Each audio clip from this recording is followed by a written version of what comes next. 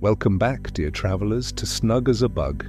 Tonight we continue our journey beyond the wall, deeper into the mysteries of the frozen north. The stories we share tonight will take us through moments of intense struggle and ancient power, where hope and darkness collide in the most unexpected ways. Our first tale of the night is the Battle of Hardhome, a harrowing story of survival against the odds.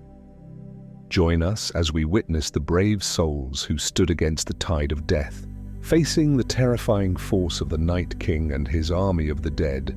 Following that, we delve into the legend of the Horn of Winter, an ancient artifact of incredible power, said to have the ability to bring down the wall itself. Discover the secrets of this legendary horn and the burden it carries for those who possess it. These tales are filled with moments of heroism, fear, and the unyielding strength of those who dare to face the darkness. Allow these stories to lull you into a peaceful slumber as the winter winds whisper their ancient secrets to you. But before we begin, imagine that you are standing at the edge of a great frozen lake. The moonlight reflects off the ice, casting a silver glow that illuminates the night. The air is cold but still, and the only sound is the faint crackling of ice beneath your feet. Far in the distance, the silhouettes of mountains rise, their peaks lost in the darkness, mysterious and majestic. Feel the icy breeze on your face, crisp and refreshing, as you gaze out across the frozen expanse. The world is quiet, serene, as if holding its breath.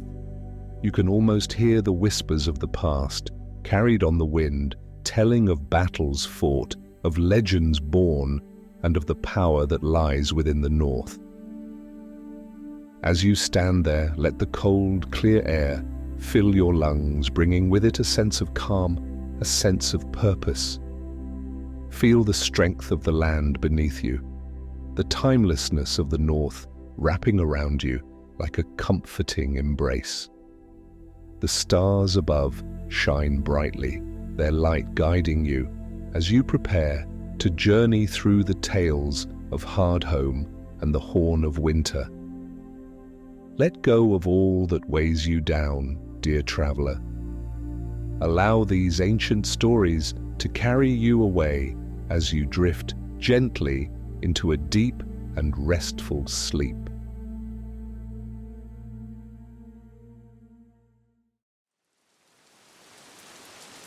The Battle of Hardhome. Chapter 1. The Call to Hardhome. The news reached Castle Black like a winter storm, sudden and undeniable. Wildlings were gathering at Hardhome, a settlement far to the north along the coast beyond the wall. Thousands of them, men, women, and children, all huddled together, seeking refuge from the horrors that marched from the far reaches of the frozen wilderness. Rumors of the dead, risen by the Night King, had spread like wildfire, and Jon Snow knew that time was running out. Jon stood in the great hall, his face set with determination, as he addressed the men of the Night's Watch.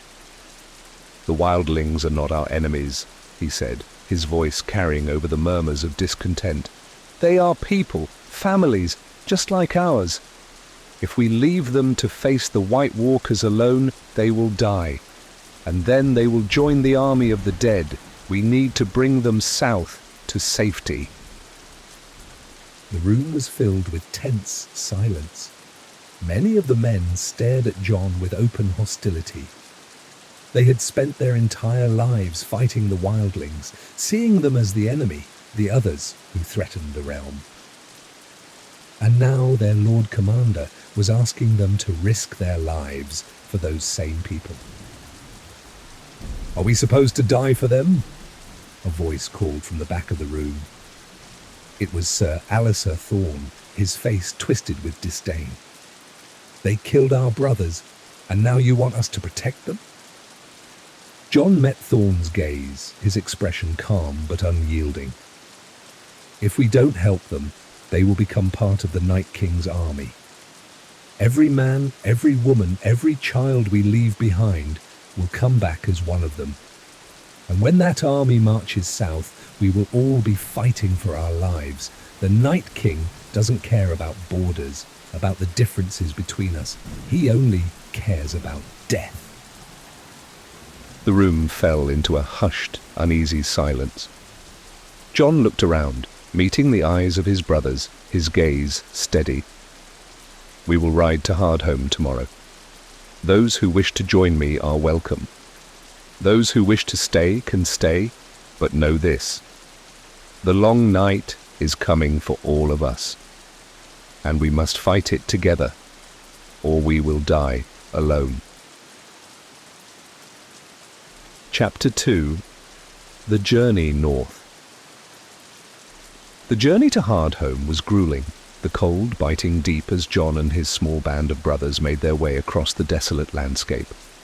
They were accompanied by Tormund Giantsbane, his red beard bright against the snow, his eyes filled with a mixture of worry and determination.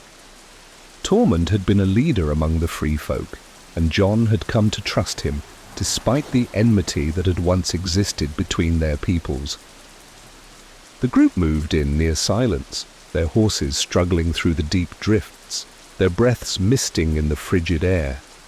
The snow seemed endless, a vast white expanse stretching in every direction, and the wind howled like a living thing, biting into their skin and seeping into their bones. The cold was more than just a physical sensation. It was a constant reminder of the dangers they faced, the relentless threat that pursued them.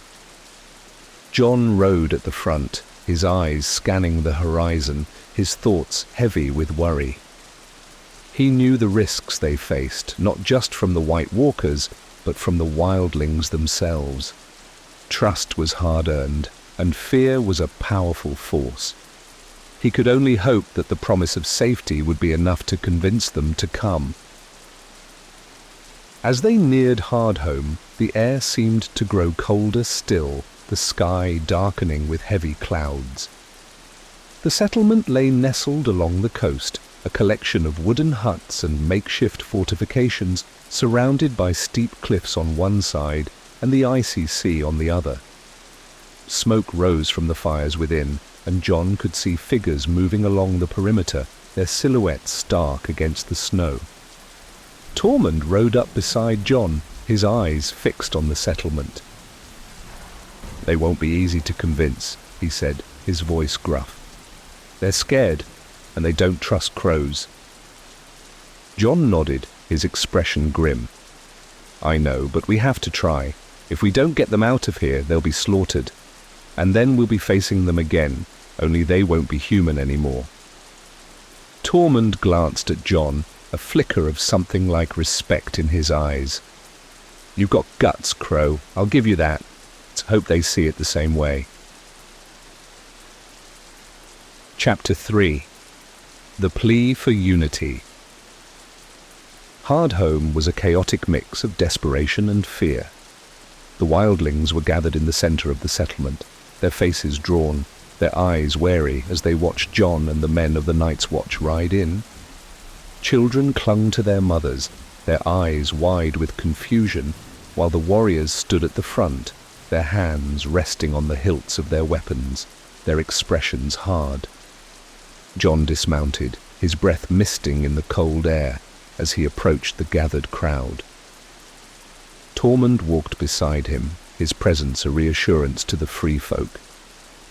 Jon could feel the weight of their stares, the distrust, the anger. He knew that many of them had lost friends and family to the Night's Watch, that they saw him as an enemy.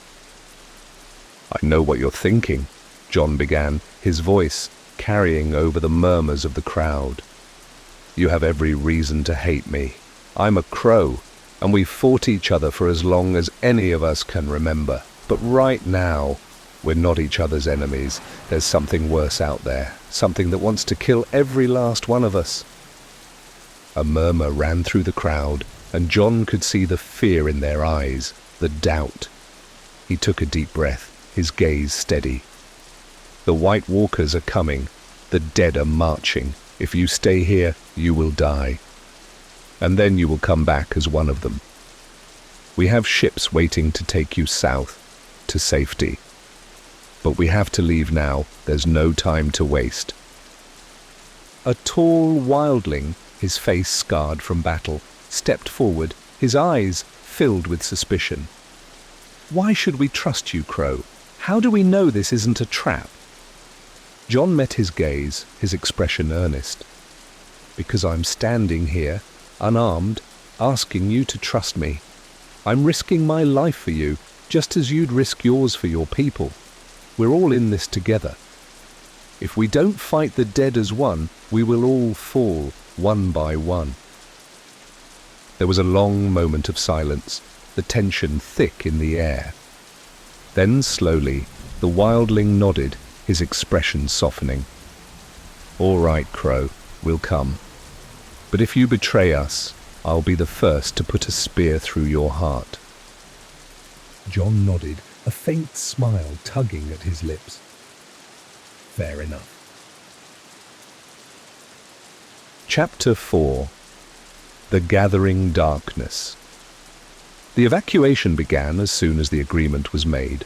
The wildlings moved quickly, gathering their belongings, shepherding their children, their faces filled with a mixture of hope and fear. The ships waited just off the coast, their sails dark against the stormy sky, ready to take them south to safety. Jon moved through the settlement, helping where he could, his eyes constantly scanning the horizon. The sense of unease had only grown stronger, a feeling that something was watching, waiting. The wind howled through the narrow gaps between the huts, carrying with it a faint, eerie sound, a sound that chilled Jon to the bone. "Jon!" Sam's voice called out, breathless as he hurried towards him. "The scouts! They've seen something out in the woods." Jon's heart sank, a cold knot forming in his stomach. He turned, his eyes meeting Sam's, and he saw the fear there. "How many?" "Too many," Sam replied, his voice barely a whisper. "We need to leave, now." Jon nodded, his expression grim. He turned, his voice rising as he called out to the gathered wildlings. "Everyone, to the ships! Move quickly! The dead are coming!"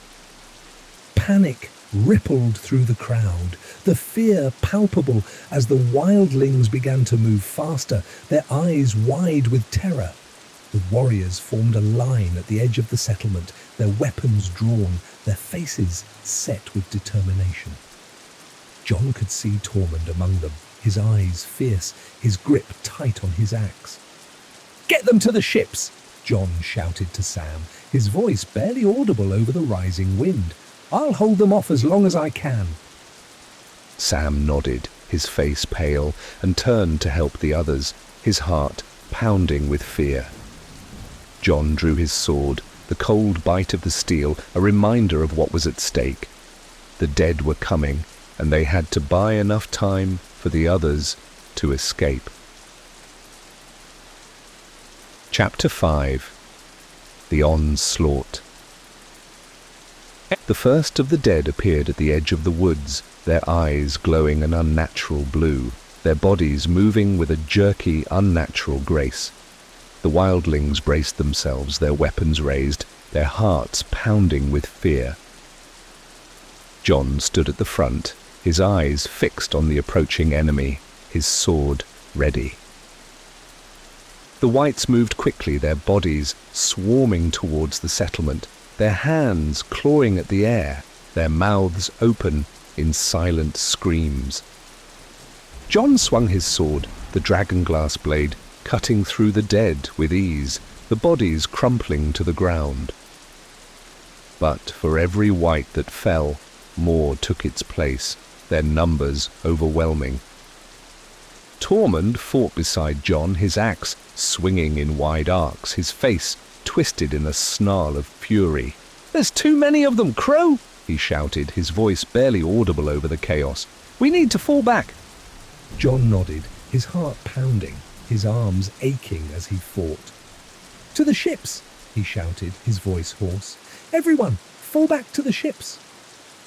The warriors began to retreat, their movements slow and deliberate, their eyes never leaving the advancing dead. Jon could see the fear in their eyes, the realization that they were fighting a losing battle. The dead were endless, their bodies piling up, their eyes fixed on the living, their hands reaching out, desperate to drag them down. The chaos of battle was overwhelming. The screams of the dying, the clash of steel, the inhuman growls of the whites, it all blurred together in a nightmarish cacophony. Jon fought with everything he had, his muscles burning, his breaths coming in ragged gasps. He could feel the weight of despair pressing down on him, the knowledge that they were outnumbered, that they were losing. He glanced to his left and saw a wildling warrior fall, his body dragged down by a swarm of whites. To his right, a member of the Night's Watch was fighting desperately, his face twisted in fear. Jon's heart clenched as he realized that they might not make it. But he could not give up, not yet. He had to buy more time. Chapter 6. The Night King arrives. A chill fell over the battlefield, a cold so intense that it seemed to freeze the very air. Jon turned, his eyes widening as he saw him, the Night King. He stood at the edge of the woods, his eyes glowing with a cold, malevolent light, his expression calm, almost indifferent. He raised his hand, and the dead surged forward, their movements growing more frenzied, their eyes fixed on the living. Jon's heart pounded, fear gripping him as he watched the Night King. He knew that they could not win, not against this power. The dead were too many, their strength too great. But he also knew that they could not give up, that they had to keep fighting, to buy enough time for the others to escape. "Hold the line!" Jon shouted, his voice carrying over the chaos. "We have to give them time!" The warriors stood their ground, their faces set with determination, their weapons flashing in the dim light. They fought with everything they had, their bodies aching, their breaths coming in ragged gasps. But the dead were relentless, their bodies piling up, their eyes fixed on the living, their hands clawing at them, desperate to pull them down. Jon could feel the cold seeping into his bones, the sense of despair growing stronger. He looked back towards the shore, his heart lifting as he saw the ships, the wildlings scrambling aboard, their faces filled with fear, but also with hope. They were almost there, almost safe. The Night King moved closer, his gaze fixed on Jon, his expression impassive. He raised his hand once more, and Jon felt the temperature drop even further, the cold biting into his skin, numbing his fingers. The dead surged forward, their movements frenzied, their eyes glowing with that eerie blue light. Tormund fought beside Jon, his face twisted in a snarl of fury, his axe swinging in wide arcs. "We're running out of time, Crow," he shouted, his voice barely audible over the din of battle. "We have to fall back now." Jon nodded, his heart heavy. He knew that Tormund was right, that they could not hold the line much longer. But they had done what they set out to do. They had bought time for the wildlings to escape. "Fall back!" Jon shouted, his voice hoarse from the effort. "To the boats!" The warriors began their retreat, their movements deliberate, their eyes never leaving the advancing dead. Jon and Tormund fought their way back, their bodies aching, their breaths coming in ragged gasps. The dead pressed in, their eyes glowing, their hands reaching out, desperate to pull them down. They reached the shore, their feet slipping on the icy rocks, their hearts pounding with fear and exhaustion. Jon turned, his eyes meeting the Night King's, and he felt a chill run through him. The Night King raised his hand, his gaze fixed on Jon, his expression cold and unfeeling. But then the boats were there, the warriors scrambling aboard, their breaths coming in ragged gasps. Jon turned, his heart pounding as he jumped onto the boat, his eyes never leaving the Night King. The dead surged forward, their hands reaching out, but the boats pulled away, the oars cutting through the icy water, carrying them to safety. Chapter 7. The Escape. The boats moved away from the shore, the wind howling around them, the sea churning beneath them. Jon looked back, his heart heavy as he watched the dead swarm the shore, their eyes fixed on the retreating boats. The Night King stood at the edge of the water, his gaze cold, his expression unreadable. Jon felt a mixture of relief and sorrow. They had saved many, but they had lost so much. The dead were still out there, the Night King still a threat, but they had survived, and they would fight another day. Tormund clapped Jon on the shoulder, his face filled with exhaustion, but also with determination. "We did it, Crow. We saved them." Jon nodded, his eyes still on the shore. "For now," he said, his voice low. "But this isn't over. The Night King is still out there, and we have to be ready." Tormund grinned, a fierce light in his eyes. "That we'll be ready. Let the dead come. We'll fight them, and we'll send them back to where they belong." Jon smiled, a flicker of hope sparking in his chest. They had faced the dead and survived. And as long as they were alive, they would keep fighting, keep standing against the darkness.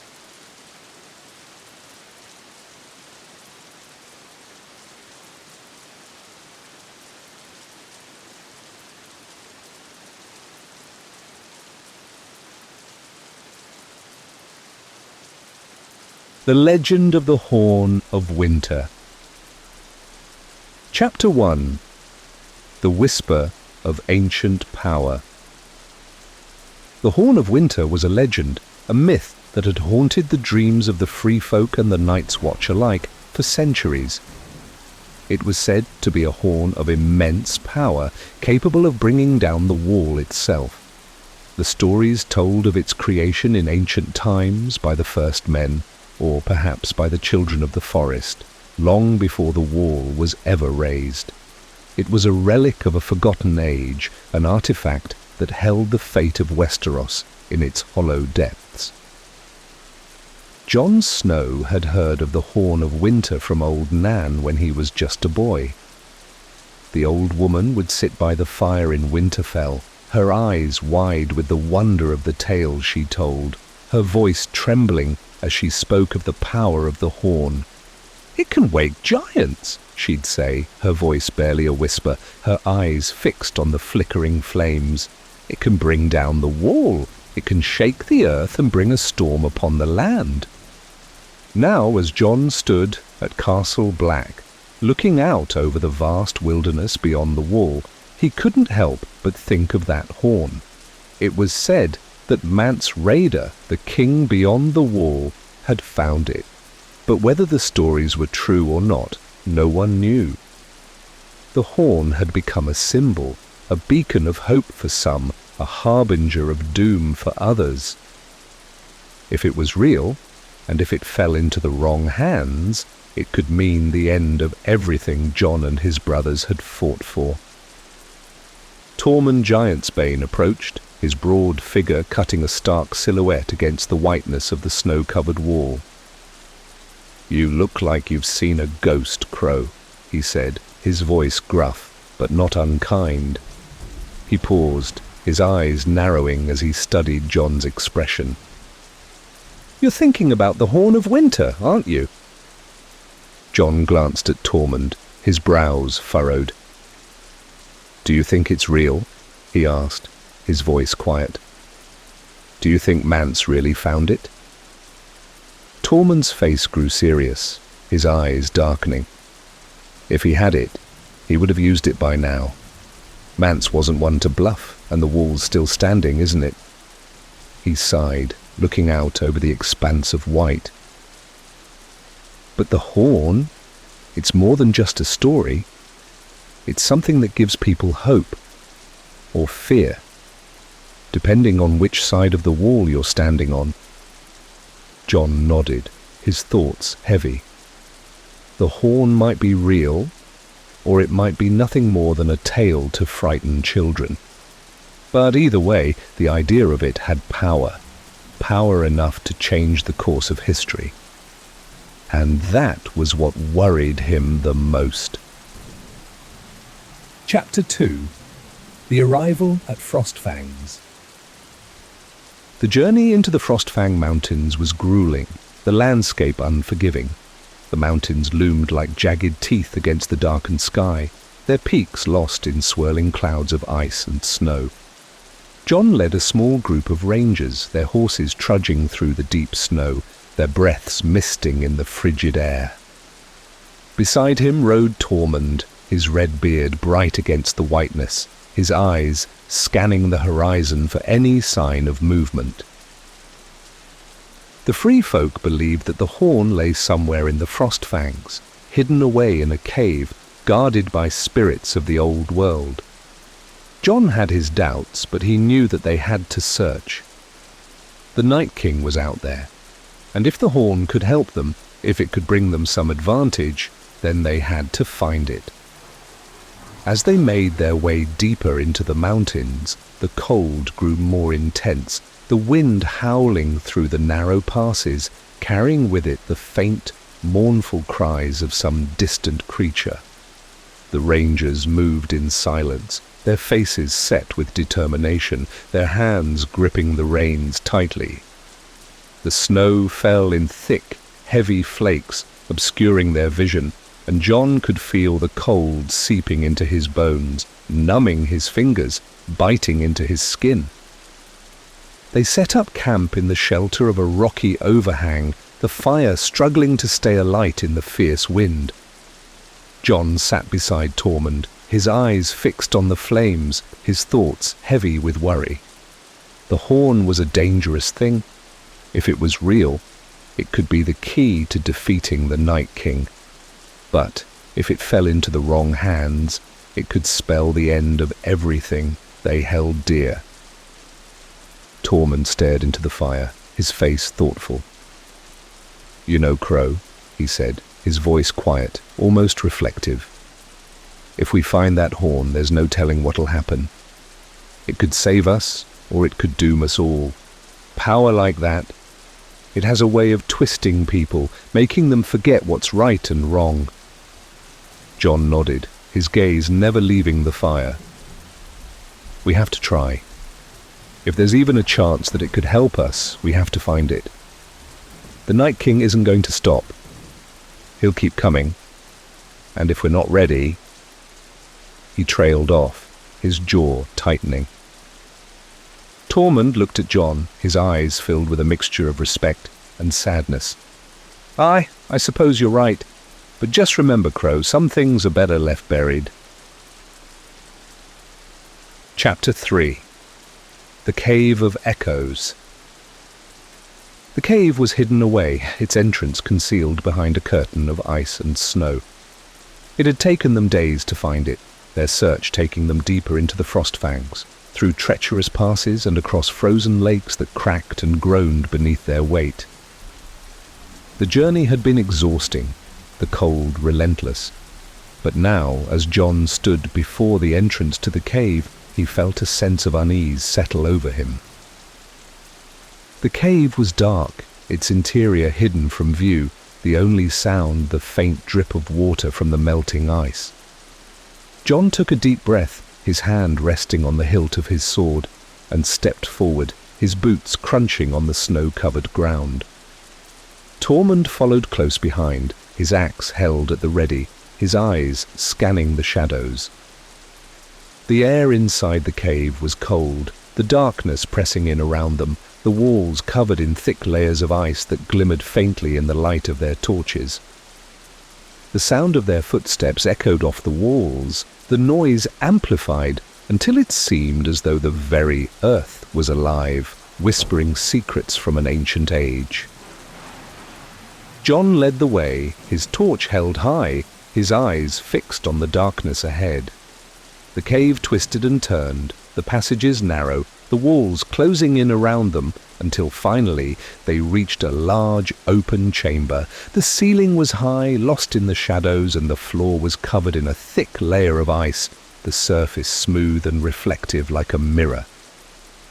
In the center of the chamber lay a large, ornate horn, its surface carved with intricate designs, symbols that John did not recognize. It was larger than he had imagined, its length stretching across the ice, its mouth wide, the inside dark and hollow. Tormund let out a low whistle, his eyes wide as he stared at the horn. "Well, I'll be damned," he muttered, his voice filled with awe. "It's real, the Horn of Winter." John approached the horn, his heart pounding in his chest, his breath misting in the cold air. He knelt beside it, his fingers brushing against the carved surface, the ice-cold touch sending a shiver through him. It felt ancient, powerful, as though it held the weight of 1,000 years. "We have to take it back," John said, his voice barely a whisper. "If this is truly the Horn of Winter, we can't leave it here. It's too dangerous." Tormund nodded, his expression grim. "Aye. But be careful, Crow. Power like this, it has a way of making enemies of friends." Chapter 4. The Awakening. The journey back was even more grueling than the journey there. The weight of the horn made their progress slow, the cold biting deeper, the wind howling like a living thing, tearing at their cloaks, their faces. John felt the weight of responsibility pressing down on him. The horn was dangerous, and every step they took brought them closer to the wall, closer to the people he had sworn to protect. They made camp in the shadow of a jagged peak, the fire struggling to stay alight in the fierce wind. John sat beside the horn, his eyes fixed on the flames, his thoughts heavy. The horn seemed to hum with a strange energy, a faint vibration that he could feel in his bones, a reminder of the power it held. That night, John dreamed of the wall crumbling, the ice shattering, the dead pouring through the breach, their eyes glowing with that unnatural blue light. He saw the Night King, his hand outstretched, his gaze fixed on John, his eyes cold, empty. And he heard the sound of the horn, a deep, resonant note that seemed to shake the very earth, a sound that spoke of the end of all things. John awoke with a start, his heart pounding, the dream lingering in his mind like a shadow. He looked around the camp, the fire reduced to glowing embers, the others still asleep, their breaths misting in the cold air. The horn lay beside him, its surface glistening faintly in the dim light, and John felt a chill run through him. The dream had felt so real, the sound of the horn still echoing in his ears, a reminder of the power they now carried. As dawn broke, they continued their journey, the mountains rising around them like the walls of a vast, frozen fortress. The weight of the horn made their progress slow, the cold biting into their flesh, the wind howling like a living thing, tearing at their cloaks, their faces. The landscape was harsh, unforgiving, the snow blinding in its brightness, the cold seeping into their bones. They were not alone. John could feel it, an unease that settled over him like a shadow, a sense that something was watching, waiting. The wind carried with it strange sounds, whispers that seemed to come from nowhere and everywhere at once, voices that spoke of things long forgotten, of secrets buried in the ice. The rangers moved in silence, their eyes scanning the horizon, their hands resting on the hilts of their weapons, their breaths misting in the cold air. It was on the third day of their return journey that they saw them, figures moving in the distance, dark shapes against the whiteness of the snow. John's heart sank, a cold knot forming in his stomach, as he watched the figures draw closer. Whites. The dead had found them. "Everyone, to arms!" Jon shouted, his voice carrying over the howling wind. The rangers drew their swords, their faces set with determination, their eyes fixed on the approaching enemy. Tormund stood beside Jon, his axe held at the ready, his eyes narrowed, his expression grim. The whites moved quickly, their bodies jerking with unnatural grace, their eyes glowing with that eerie blue light. Jon felt his heart pound in his chest, the cold biting into his skin, numbing his fingers as he gripped his sword.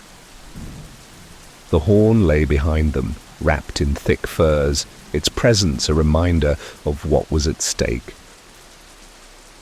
The first of the whites reached them, its mouth open in a silent scream, its hands clawing at the air.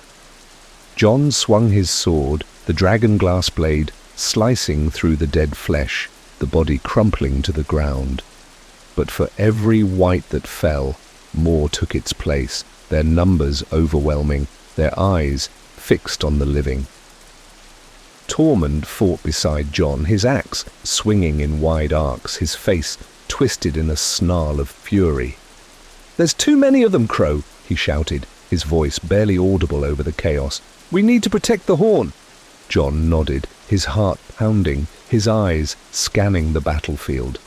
The whites were endless, their bodies piling up, their eyes glowing with that unnatural light. The rangers fought with everything they had, their breaths coming in ragged gasps, their muscles burning, but they were outnumbered, the dead pressing in from every side. "Fall back to the horn," Jon shouted, his voice hoarse from the effort. "We have to protect it." The rangers began to fall back, their movements deliberate, their eyes never leaving the advancing dead. Jon and Tormund fought their way to the horn, their bodies aching, their breaths coming in ragged gasps. The dead pressed in, their hands reaching out, desperate to pull them down, their eyes fixed on the living. Jon reached the horn, his back pressed against it, his sword swinging in wide arcs, the dragon-glass cutting through the dead with ease. Tormund stood beside him, his axe flashing in the dim light, his face set with determination. The whites swarmed around them, their bodies piling up, their eyes glowing, their hands clawing at the air. Jon felt a cold chill run through him, a sense of despair pressing down on him. They were outnumbered, the dead endless, their strength overwhelming. But he could not give up, not now. The horn was too important, its power too great. If they lost it, it could mean the end of everything they had fought for. "Hold the line!" Jon shouted, his voice carrying over the chaos. "We have to protect the horn!" The rangers formed a circle around the horn, their weapons flashing in the dim light, their faces set with determination. They fought with everything they had, their bodies aching, their breaths coming in ragged gasps. The dead pressed in, their bodies piling up, their eyes glowing with that eerie blue light, their hands reaching out, desperate to pull them down. Suddenly a deep, resonant sound echoed through the mountains, a note so powerful that it seemed to shake the very earth. Jon felt the vibration in his bones, the sound reverberating through him, a reminder of the power they now held. He turned, his eyes widening as he saw Tormund standing over the horn, his lips pressed against its mouth, his eyes filled with a fierce determination. The sound of the horn seemed to fill the world, a note that spoke of the end of all things, a sound that seemed to call to the very earth itself. The whites paused, their movements jerky, their eyes fixed on the horn, their bodies trembling. The ground beneath them began to shake, the ice cracking, the snow shifting, the mountains themselves seeming to groan in response. Jon felt a surge of hope, his heart pounding in his chest. The horn had power, real power, and maybe, just maybe, it could save them. He turned, his sword swinging in wide arcs, the dragon glass cutting through the dead with ease. The rangers fought beside him, their faces filled with determination, their weapons flashing in the dim light. The whites began to fall back, their bodies jerking, their eyes wide with something like fear. The ground continued to shake, the ice cracking, the snow shifting, the mountains themselves seeming to respond to the call of the horn. Jon felt a surge of hope, his heart lifting, the weight of despair easing. "Keep fighting!" Jon shouted, his voice carrying over the chaos. "We can do this!" The rangers fought with renewed strength, their bodies aching, their breaths coming in ragged gasps. The dead continued to fall back, their bodies jerking, their eyes wide, their hands clawing at the air. The sound of the horn filled the air, a deep, resonant note that seemed to speak of hope, of strength, of the power to stand against the darkness. Finally, the whites began to retreat, their bodies turning, their movements jerky, their eyes still fixed on the horn. Jon watched as they moved away, disappearing into the distance, their forms lost in the whiteness of the snow. The ground grew still, the sound of the horn fading, the mountains falling silent once more. Jon turned to Tormund, his heart pounding in his chest, his breath misting in the cold air. Tormund lowered the horn, his face pale, his eyes filled with exhaustion, but also with determination. "We did it, Crow," Tormund said, his voice barely a whisper. "We held them off." Jon nodded, his heart filled with a mixture of relief and hope. They had faced the dead and survived, and as long as they were alive, they would keep fighting, keep standing against the darkness. Chapter 5. The Burden of Power. The journey back to the wall took on an almost surreal quality. The wind had died down and the snow had settled into a steady fall, transforming the harsh, unforgiving mountains into something almost peaceful. Yet Jon knew better. The mountains were still dangerous, and the horn they carried was a reminder that their struggles were far from over. They moved in silence, the rangers riding with exhaustion etched into their faces, their breaths misting in the cold. The horn was secured on a makeshift sled that they dragged behind them, its carvings gleaming faintly beneath the furs that covered it. Jon could feel its presence like a weight pressing down on him, a reminder of the burden they carried. Tormund rode beside Jon, his expression thoughtful. "You know, Crow," he began, his voice low, almost lost in the steady crunch of snow beneath their horses' hooves. "This horn, it changes things. It could bring down the wall, sure, but it could also rally the free folk. It could make them believe that maybe, just maybe, we stand a chance." Jon looked at Tormund, his brows furrowed. "And what do you think?" he asked, his voice quiet. "Do you think we can win?" Tormund shrugged, his eyes fixed on the horizon. "I think we have to try. If we can unite the free folk, if we can make them see that we have a common enemy, maybe we stand a chance. But it won't be easy. Power like this, it makes people nervous. It makes them afraid." Jon nodded, his thoughts heavy. He knew Tormund was right. The horn was a symbol, a powerful one, and symbols had a way of inspiring both hope and fear. The Night King was still out there, and the dead would keep coming. They had to be ready, and they had to be united. Otherwise, everything they had fought for would be for nothing. Chapter 6. The Shadows of Doubt. As they approached the wall, the massive structure loomed above them, a sheer cliff of ice that seemed to reach the heavens. The gates opened to admit them, the men of the Night's Watch, standing at attention, their eyes wide as they took in the sight of the horn. Word of their mission had spread, and whispers followed them as they led the horses through the courtyard. Jon dismounted, his body aching from the long journey, his breath misting in the cold air. He looked up at the wall, its surface gleaming in the moonlight, and felt a sense of unease settle over him.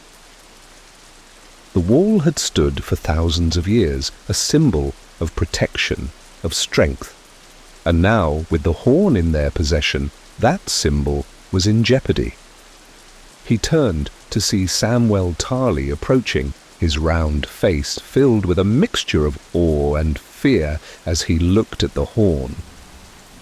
"John, is that really it?" Sam asked, his voice barely a whisper. "The Horn of Winter." John nodded, his gaze shifting to the sled. "It's real, Sam, and it's powerful, but we can't let it fall into the wrong hands. If the wall comes down, we'll be facing the dead without any defense." Sam swallowed hard, his eyes wide. "What are we going to do with it?" John hesitated, his thoughts racing. "For now, we keep it safe. No one can know where it is. We need to figure out how to use it, if it can help us.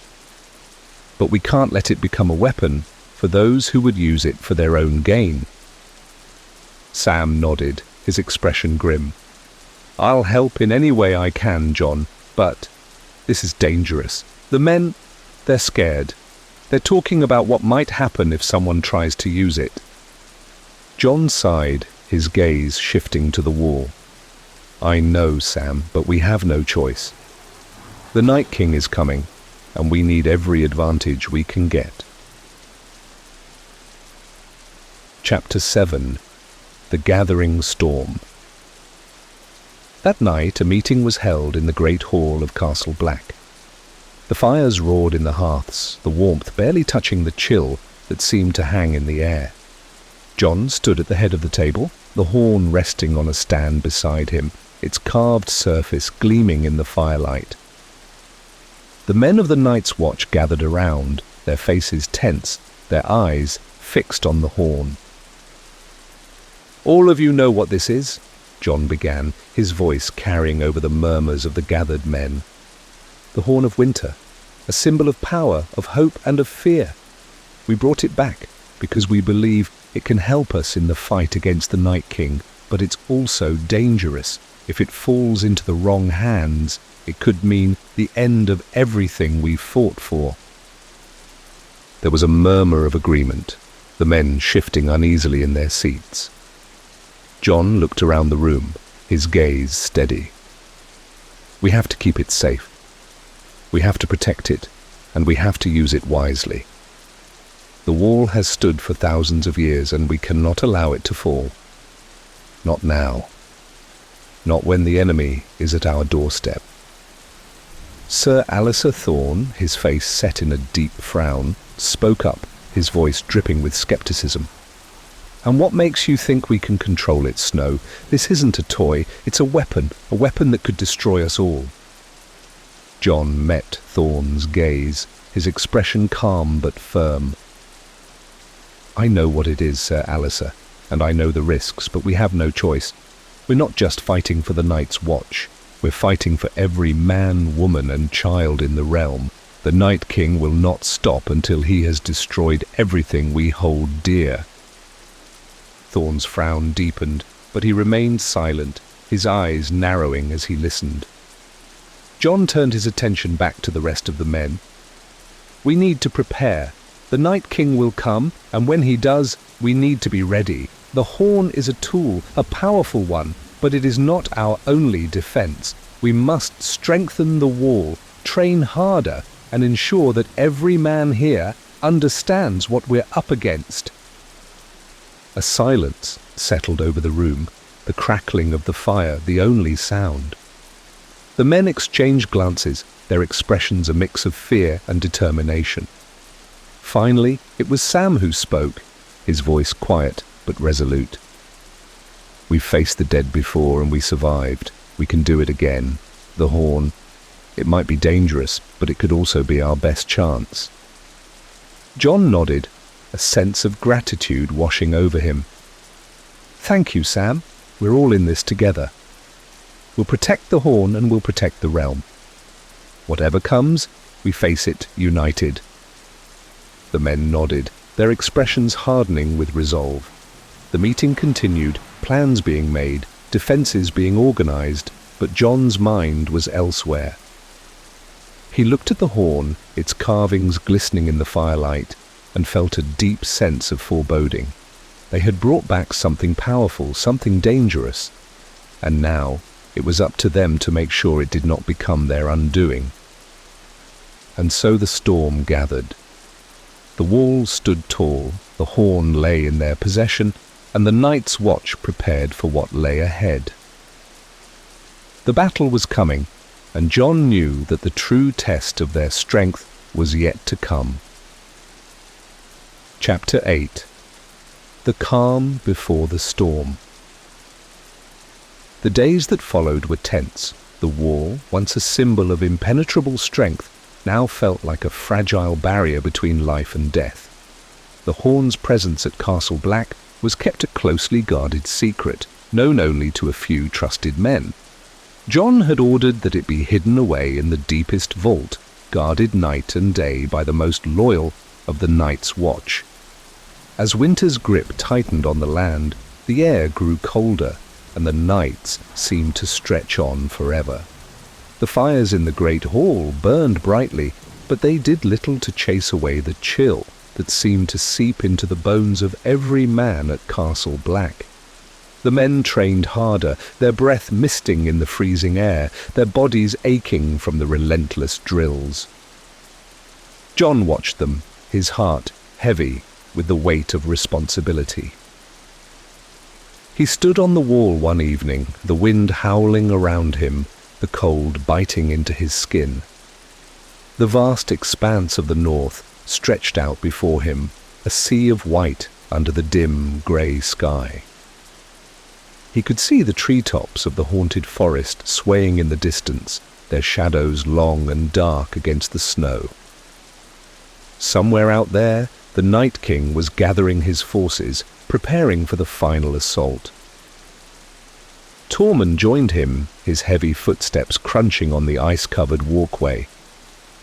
"Can't sleep, Crow?" he asked, his breath forming clouds in the frigid air. Jon shook his head, his gaze never leaving the dark horizon. "Too much on my mind." Tormund leaned against the icy parapet beside him.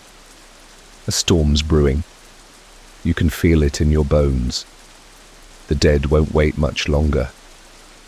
"Every day they grow stronger," Jon replied softly. "And every day we scramble to catch up." Tormund glanced at him. "You've done more than most would.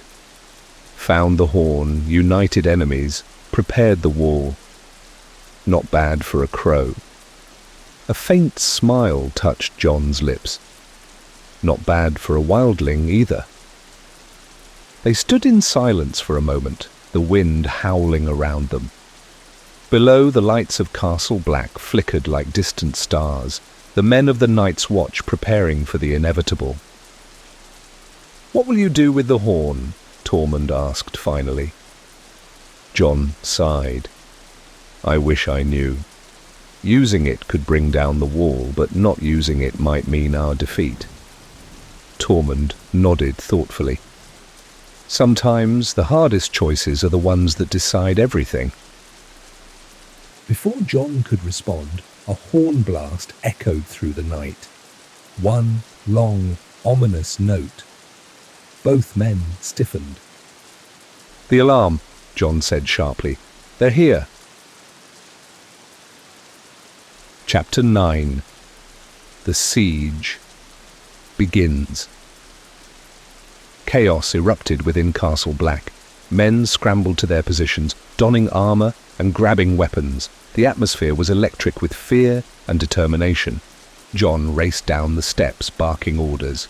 "Archers to the ramparts! Get the scorpions loaded! Prepare the oil!" Samwell Tarly rushed to his side, clutching a bundle of dragonglass daggers. "Jon, what do we do?" "Get to the ravens," Jon commanded. "Send word to every lord and lady. Tell them the Night King has come." Sam nodded, fear in his eyes, but he turned and ran to fulfill his duty. From atop the wall, Jon could see the approaching horde, a vast, seething mass of whites and white walkers, their eyes glowing blue in the darkness. The Night King rode at the forefront, an icy aura emanating from him. "Light the trenches!"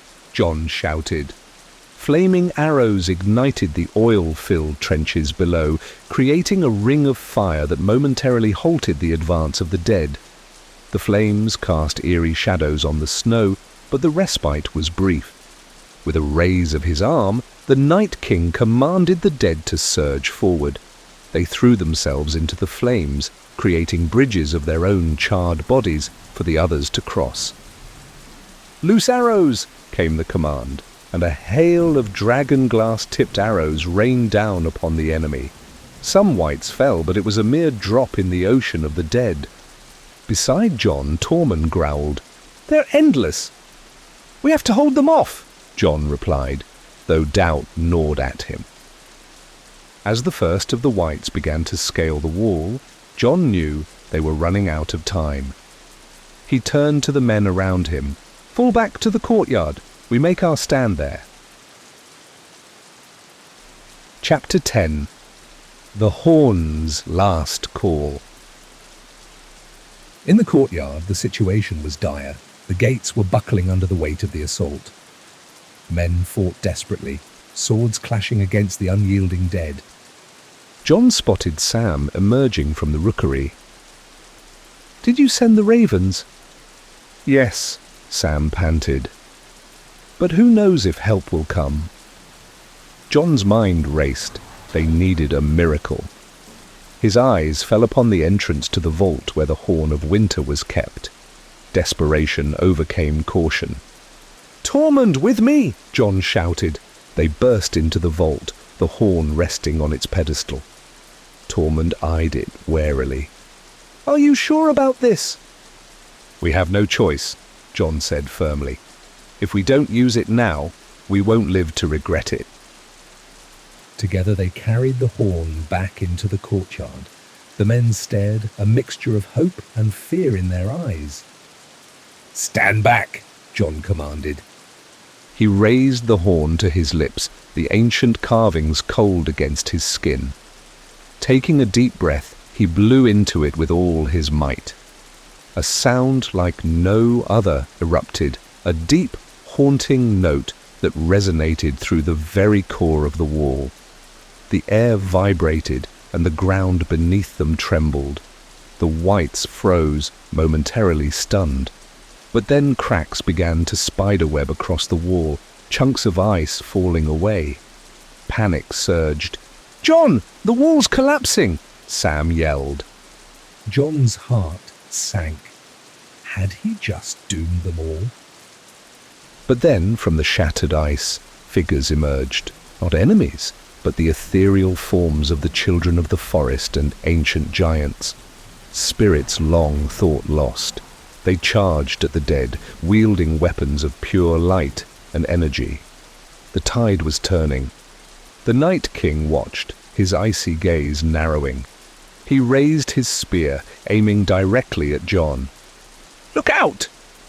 Tormund tackled Jon just as the spear flew past them, embedding itself in the ground with a hiss. The spectral forces clashed with the army of the dead. The whites fell under the onslaught, dissolving into shadows. Summoning his courage, Jon faced the Night King. Their eyes met, a silent challenge. With a primal scream, Jon charged, Valyrian's steel sword in hand. The Night King dismounted, drawing his own blade of ice. Their swords met with a resounding clash, sparks flying. The battle around them seemed to fade as they engaged in a deadly dance. The Night King's strength was immense, but Jon fought with the desperation of someone with everything to lose. "Now!" Sam shouted from behind, hurling a dragon-glass dagger.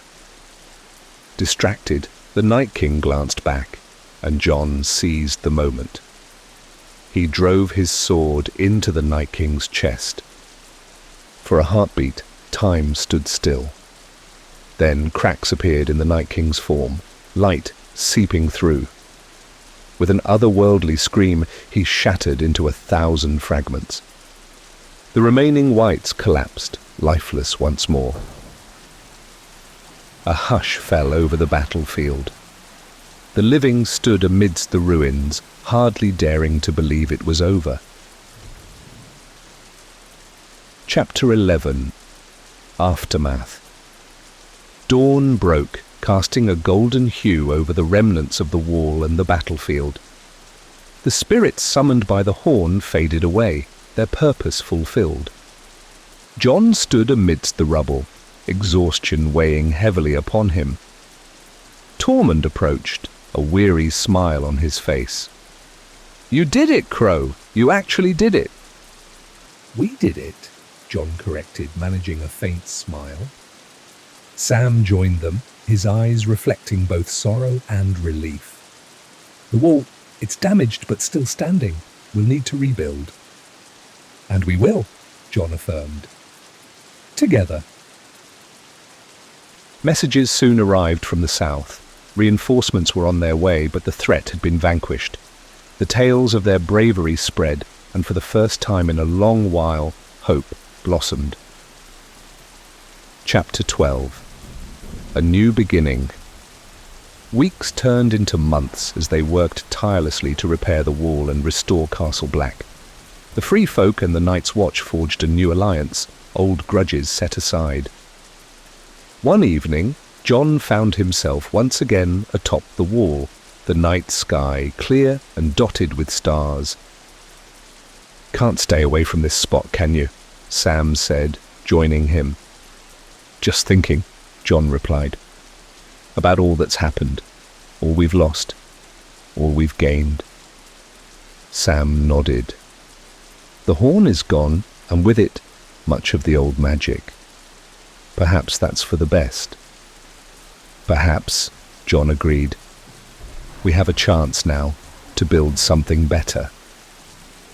"Any plans on what you'll do next?" Sam asked. Jon took a deep breath. "I think it's time I head south. There's much to set right. The realm needs to heal." "You'll make a fine king," Sam said with a smile. Jon shook his head. "I'm no king, but I can help those who are." They stood in comfortable silence, the weight of the past giving way to the possibilities of the future. As the first light of dawn touched the horizon, Tormund appeared, his grin as wide as ever. "Are you two going to stand here all day, or are we going to have that feast?" Jon laughed, a genuine, carefree sound he hadn't made in years. "Wouldn't miss it for the world." Together they descended from the wall, leaving behind the shadows of what had been, and stepping into the promise of what could be. Thus ends the legend of the Horn of Winter. A tale of sacrifice, unity, and the unbreakable spirit of those who stood against the darkness. The wall, though scarred, remained a symbol not just of division, but of the strength that comes when people set aside their differences to face a common enemy. And so, under new stars and new hopes, the realms of men began their healing, ever watchful, ever ready, but now, perhaps, a little wiser. "Good night, dear traveller,"